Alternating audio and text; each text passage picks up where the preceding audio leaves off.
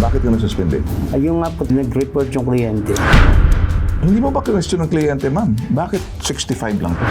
Tapos, anong ginawa mo nung makita mo? Sabi ko, sir, pakitawagan po yung kliyente kasi kulang po yan.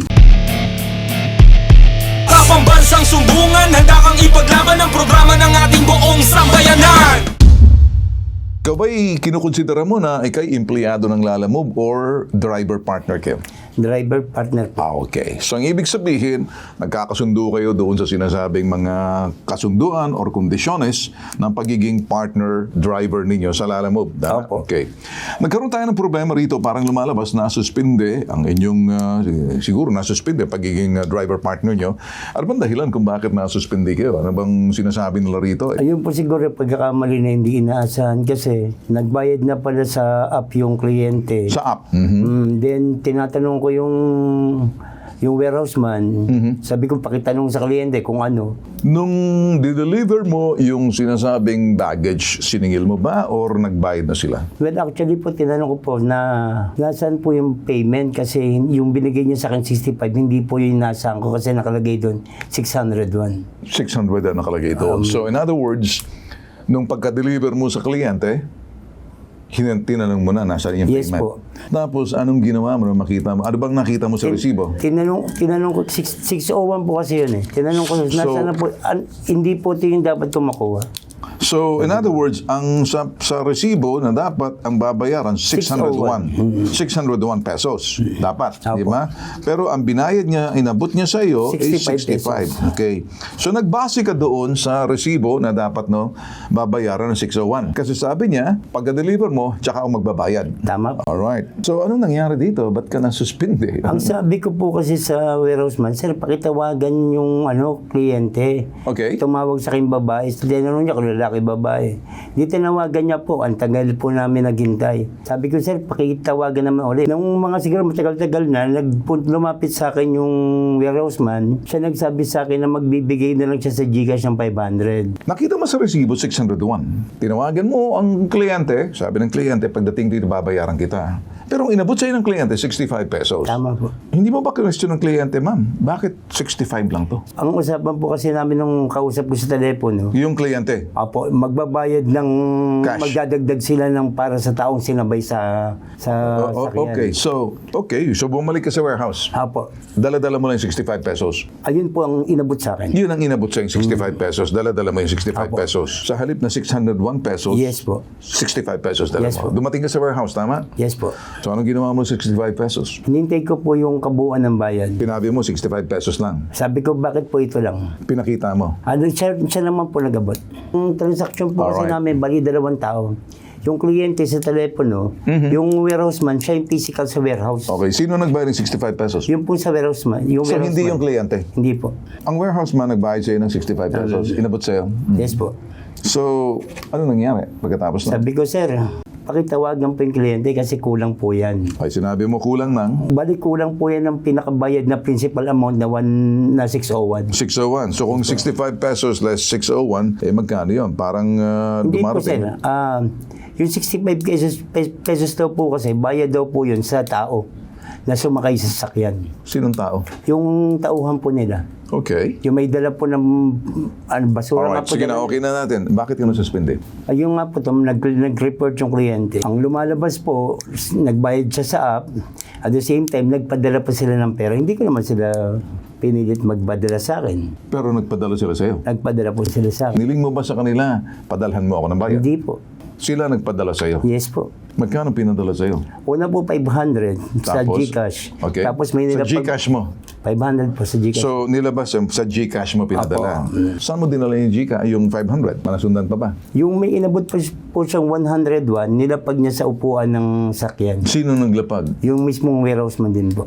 Another 100 pesos? Bali, Para kabuuan kanino? po ng 601. Kanino? So, 601. So, okay. Pagkatapos noon, Umalis na po kami. ba't ka nasuspindi? Ito, pagdating ng kumakain na kami tanghalian, tumawag si kliyente. Okay.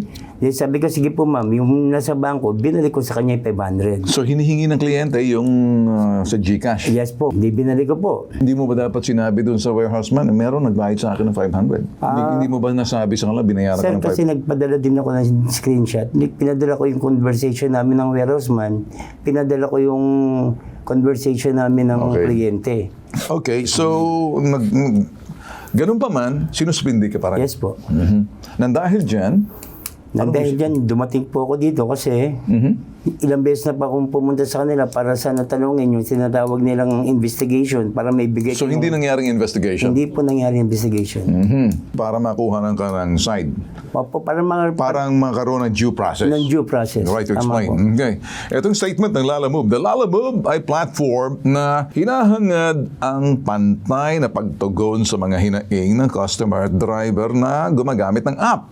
Binibigyan namin ng halaga ang mga complaint na ganito. Masuring sistema para sa pag-intindi ng sitwasyon. Base sa aming review. Ang naging insidente hindi magre-resulta sa permanenteng pagkaband ng kanyang account. Ngunit, may kailangang kumplitohing proseso tulad ng isang 1-hour seminar upang muli siyang makapagbiyahe. Magbigay alam na namin ito sa driver mula pa noong Mayo at bukas ang aming hub para sa kanyang patuloy ng proseso nito. In fact po, 5 beses na po ako pumunta sa Lalamove. Kinakailangan magkaliwanagan kayo roon. Ako naman, hindi naman ang sa akin lang, tinitingnan ko kung meron bang nilabag na due process. Tingnan muna namin kung meron nga bang napahiyaraw kasi yung Lalamove driver, kaya lang tinitingnan namin ang masusing kung nagkaroon ng miscommunication. Hindi naman daw siya kinakausap ng Lalamove, and at the same time, gusto niyang makuha naman due process. Nung nabasa namin yung kaso ni Sir Enrique, yung within Lalamove policy po kasi, hindi po talaga namin ito sakop dahil Okay. Yung, concerns, internal process between Lalamove and its drivers, no? And I think kaya po nag-automatic suspension sa account ni Mr. Nebrida is nag-trigger po dito yung complaint nung kanyang nabook. So, ang alam ko kasi meron silang zero tolerance policy pagdating sa mga ganyan. Kaya automatic po nag-trigger yung suspension. Ayun. Po, nung nailapit na po yung kaso sa amin, although hindi na po namin ito sakop, ang opisina naman po namin ay in the spirit of public service ay willing po tumulong at agad po namin itong inilapit sa management ng Lalamove upang magbigay linaw po kung ano po ang kanyang dapat gawin para ma-lift po yung suspension or kung hanggang kailan po ba dapat siya masuspend.